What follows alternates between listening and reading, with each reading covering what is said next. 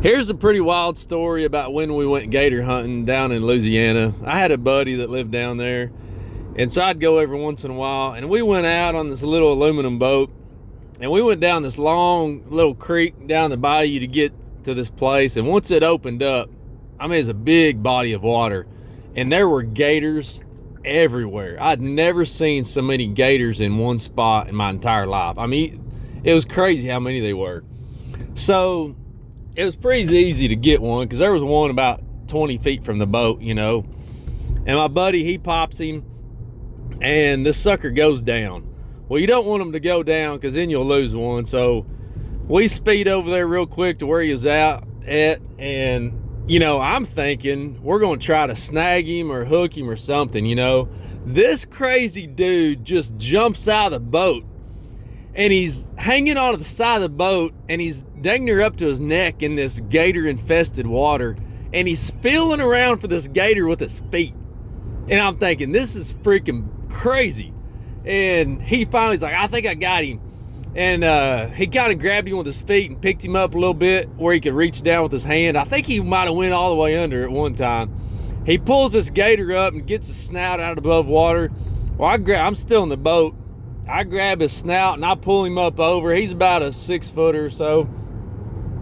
And as soon as we get back in the boat, this dude comes alive. Apparently that little pop in the head just knocked him out. He's alive. So we got a live gator in the boat. My buddy jumps back in, and we don't have any tape to tape his mouth shut. We got nothing. And I'm like, oh my God, how are we this unprepared? And then too, once he's in the boat, you don't really want to shoot him because you don't want to shoot a hole in the boat.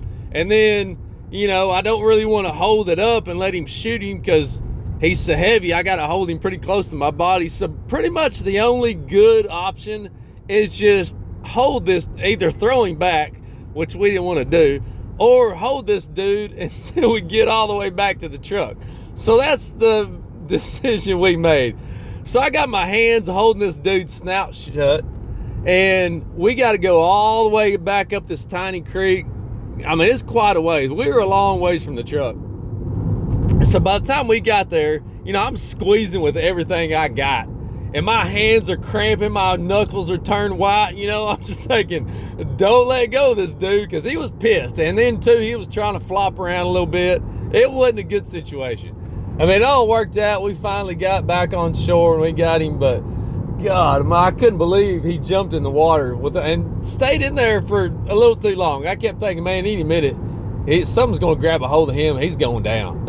And then I'm stuck out here in the middle of nowhere by myself, not knowing where he's at. And people that grow up in Louisiana swamps, they're built a little different.